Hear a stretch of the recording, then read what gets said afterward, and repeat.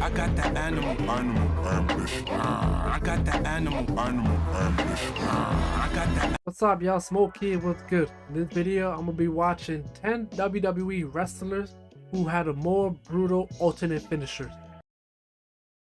Now, there's oftentimes that wrestler, I think all wrestlers should have two finishers. Let's say John Cena, for example. He got the attitude adjustment, right? Simple 5-man carry over the throw. You know, oftentimes it's gonna be 1, 2, 3. Really, that's a variation of a Death Valley driver. And then you got a submission hold, the STFU, later called the STF, right? Obviously, that finisher looks more brutal. Got him in a toe hold, and then you got him in a sleeper hold of sorts, and just trying to pass him out. You know what I mean? So he's either pass out or tap out.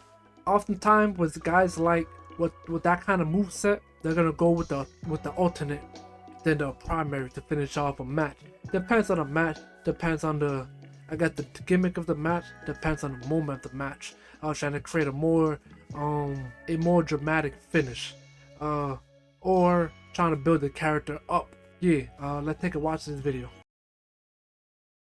Evolution is one of the key parts in keeping a wrestler popular and relevant.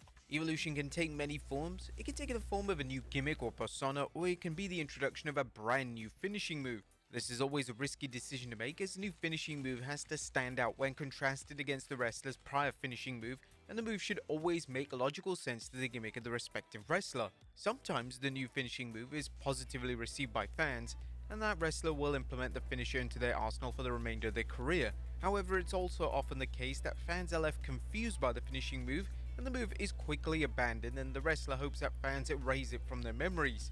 Join us now as WrestleMania looks at 10 notable times a wrestler introduced a new finisher.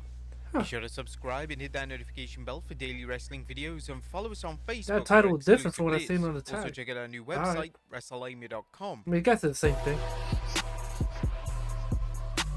That intro was a banger. Number 10, Randy Orton, the punt kick. Randy Orton had no reason to debut a new finishing move back in 2007. Orton's finishing move, the RKO, is without a doubt one of the most famous finishing moves ever. But Orton and WWE decided to take the risk by expanding Orton's repertoire. During his vastly underrated feud with Shawn Michaels, Orton introduced the... I want to pause this video. This is addressing my last video. Gosh, what was it? It was like 10 finishers that is overly used as like a standard move in today's wrestling, something like that. Super kick was one of them, obviously. Bro, the cutter today is another one, bro. No cap. You see Cody Rhodes performing the Cody cutter, you'll think it'll be the end all be all, right? Given Randy Orton still was in the company performing the RKO. And you got Dean Ambrose over in AEW, who at times be using the cutter in the, you know, as a regular moveset to wear off his opponent. It's not a finisher, not even a signature. He just performed the cutter. That just shows in the kayfabe world of wrestling, Randy Orton works in the move more than others. Therefore, he's able to finish off the opponent's 1, 2, 3. Starts calling it not the cutter, RKO. I just want to put that out there, bro. I just seeing that trigger my memory. I'm like, yeah, I can't forget the RKO, bro. The punt kick. This would see Orton kick people in the skull, and it was presented as one of the most devastating and sinister moves in WWE at the time. According to Orton during an interview with TalkSport, it was a legendary Arn Anderson who came up with the idea. The punt kick was Arn Anderson's idea. I believe it was in 2007, and I was working with the Heartbreak Kid Shawn Michaels, and I believe he was the first guy that I kicked in the head. Back then it was a different time, and I kicked a lot of people in the head. I talk about taking care of your opponent, and I talk about how your number one priority should be making sure that you physically have your opponent's back above even having the best match on the card. It should be about taking care of each other as a first priority. So with that punt kick, it was hard. It was hard because I got to make this thing look good, but it's kind of hard to work, for lack of a better term, a kick to the head, something that devastating. Due to a strong presentation, Orton was able to get the move over, and whenever Orton has hit the move in recent years, it's always received a significant ovation from the audience. Number 9. Bro, that punt kick was dangerous, bro. Like, I'm telling you, man, if he's gonna put you on the shelf, he's performing that punt kick, bro. You out for weeks, probably months, bro. He took out the Nexus, the new Nexus, man, with that punt kick. I don't know if he used all of them, but I do remember Husky Harris, aka Bray Wyatt, R.I.P. In Batista Bite. In 2010, during Batista's final few weeks in the company, he decided to introduce a new submission-based finishing move. The reason for the introduction of the move was to give Batista a possible move to defeat his arch-rival John Cena, and the move in question was known as the Batista Bite. Despite the move being short-lived, it looked fantastic, as it was in essence a scissored armbar crossface, and some fans compared it to the notable submission move The Rings of Saturn. Fans will always remember the Batista Bomb as Batista's primary finishing move, yet his submission-based move was certainly one that had the ability to get over and connect with the audience. I agree.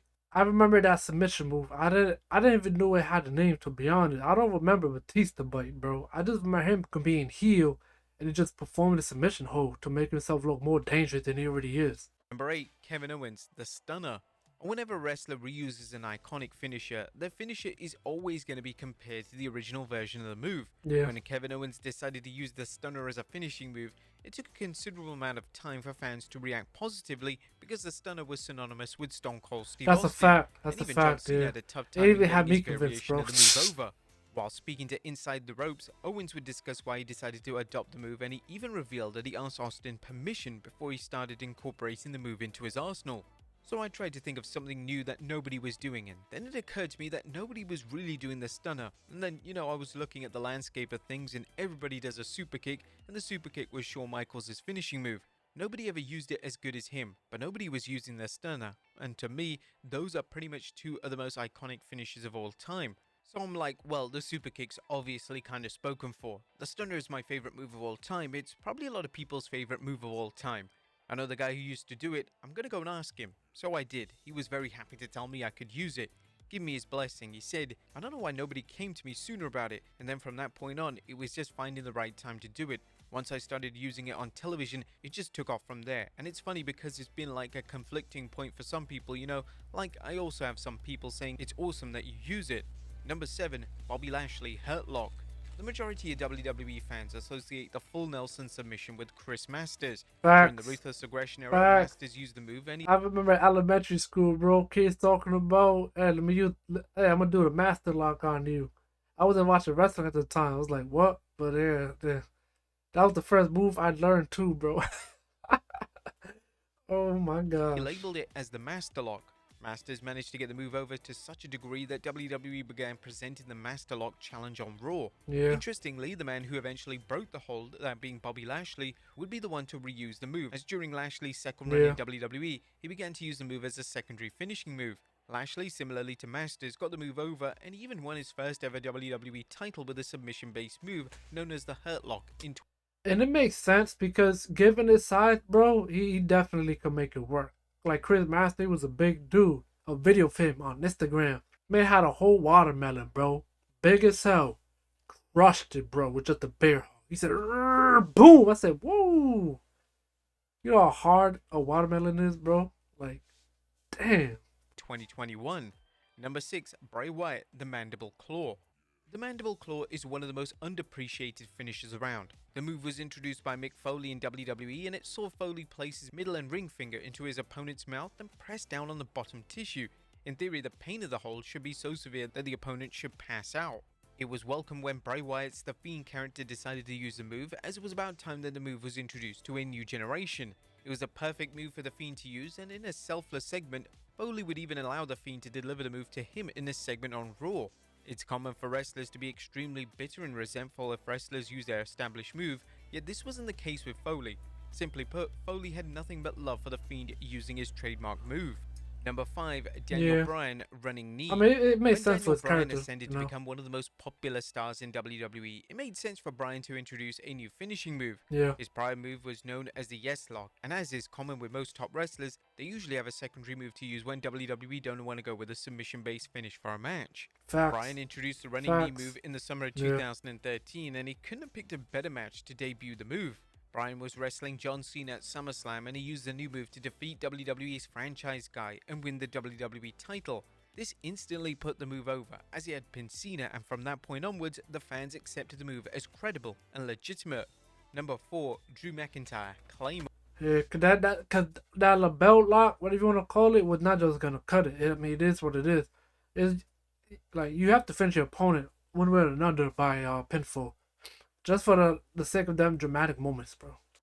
When Drew McIntyre returned to WWE in 2017, he introduced a new finisher, which was known as the Claymore. It's worth noting that McIntyre did use the move in his prior run on a few occasions, yet it was never marketed or labeled as a finishing move. Yeah. McIntyre had previously used the Future Shock DDT, but this was a new move that allowed McIntyre to win matches in an intense yet quick manner. McIntyre has had significant success with the move, having defeated names such as Brock Lesnar, Randy Orton, and Goldberg. Number 3, The Undertaker. And I remember I was watching. I don't think I even watched the interview. I must have read like I must have read the interview on a website.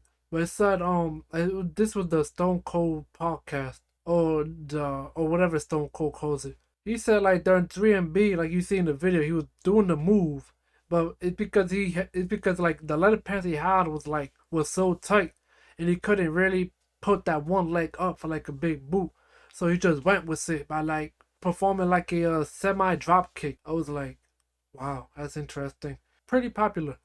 You got him stalking in the corner, the man in the middle going 3, 2, 1 with the fans chanting behind you, and then boom goes the dynamite. Yeah, Future Shock DDT like was alright, you know what I mean? It's just that Claymore is different.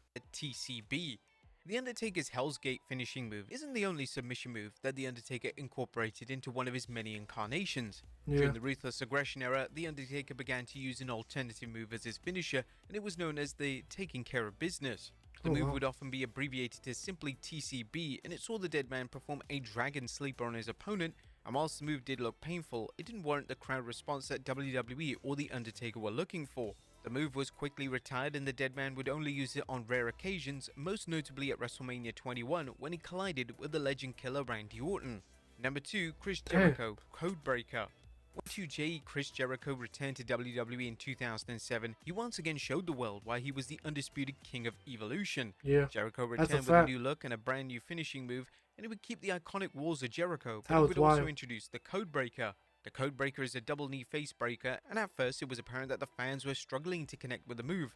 However, over time it became a staple of Jericho's character, and he still uses the move 15 years on from his initial debut. Yeah. But this isn't the first time that Jericho introduced a new finisher, as in 2001 he introduced the Breakdown. Wow. This was a version of the Miz's skull-crushing finale, and due to the move failing to make any type of statement, the move was eventually retired. Of course. And number 1, Roman Reigns, Guillotine Choke. Yeah, 2020 was a year in which WWE finally pulled the trigger on turning Roman Reigns heel.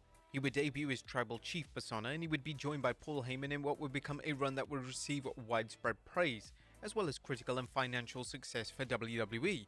As part of the new heel character, Reigns decided to introduce a new submission move, and it was a deadly guillotine choke.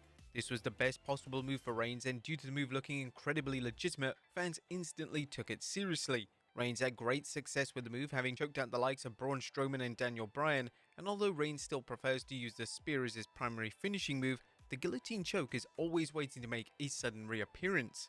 But there you have it, folks, 10 notable times a wrestler introduced a new finisher. Be sure to leave your comments down below. Yeah, that was a cool list. WrestleMania, man, got all the great content, bro. Then War Culture Wrestling, Tap Out Corner, Flashback Wrestling. Yo, they're all elite at what they do, bro. No cap. But I mean, that guillotine choke, I mean, it's cool, man. If it's, like I said, of his character, bro. The tribal chief, basically the ultimate boss of the WWE, the ultimate antagonist. If you want to prove your words in the WWE as an in-ring performing kayfabe, you gotta go through the tribal chief Roman Reigns, and nobody has done that like in over 3-4 years, bro. That's how dominant Roman Reigns has been kayfabe. What was it? I don't remember the last time he used that guillotine choke, to be honest. He'd be away for so long, bro. There's some things that you're gonna forget. Thank you guys for watching. Peace. I'm out.